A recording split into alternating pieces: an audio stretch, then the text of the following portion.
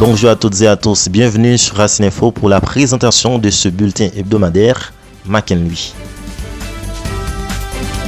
Le ministre de la Justice et de la Sécurité publique, M. Patrick Pellissier, a ordonné ce vendredi 4 juillet le transfert du commissaire du gouvernement de la juridiction des Cayes, M. Pierre Elliott Paul, au parquet près le tribunal de première instance du Cap-Haïtien à titre de substitut du commissaire. Ce transfert, selon la correspondance du MJSP, prendra effet à l'issue de la prestation de serment.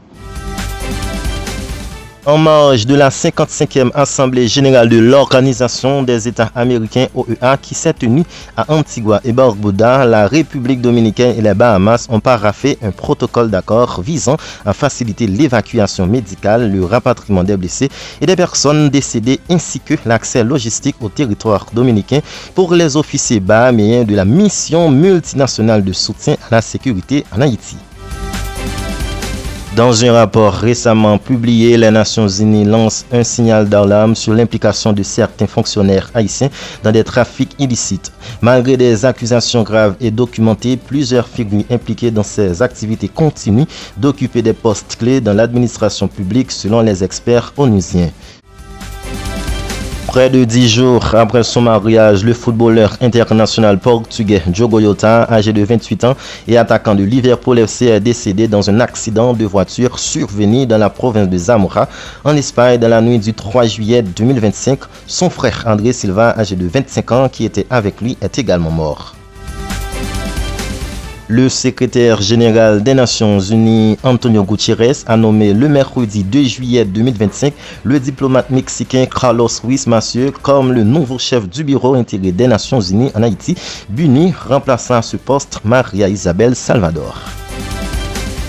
Dans une note rendue publique à l'occasion d'une rencontre avec la communauté des Caraïbes CARICOM, le bureau de suivi de l'accord de Montana BSA a exprimé ses préoccupations quant à ce qu'il perçoit comme une mise sous tutelle d'Haïti par l'Organisation des États américains OEA avec l'aval du Conseil présidentiel de transition CPT.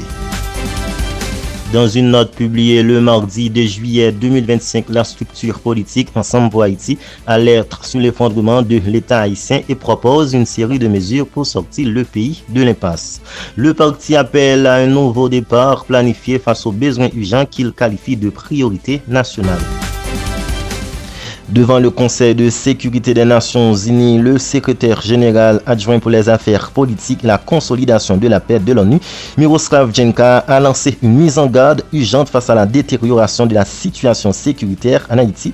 Il a averti que la présence de l'État haïtien est au bord de l'effondrement sous la pression croissante des gangs armés. Le Premier ministre Alix Didier Fils-Aimé a visité la Direction générale de la police nationale d'Haïti le lundi 30 juin 2025.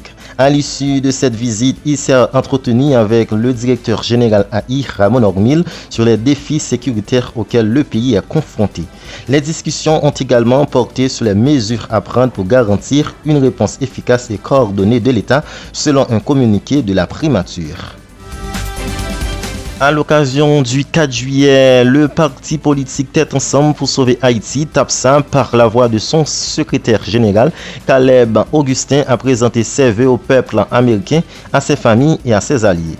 Dans cette note de circonstance, TAPSA souhaite que cette célébration nationale des États-Unis soit l'occasion de renforcer les liens d'amitié entre le peuple haïtien et américain dans un esprit de solidarité et de coopération. Le producteur et rappeur américain Shams Combe, connu sous le nom de P. Diddy, a été reconnu le mercredi 2 juillet 2025 non coupable des accusations de trafic sexuel et d'association de malfaiteurs, considérées comme plusieurs lourdes dans l'affaire portée contre lui.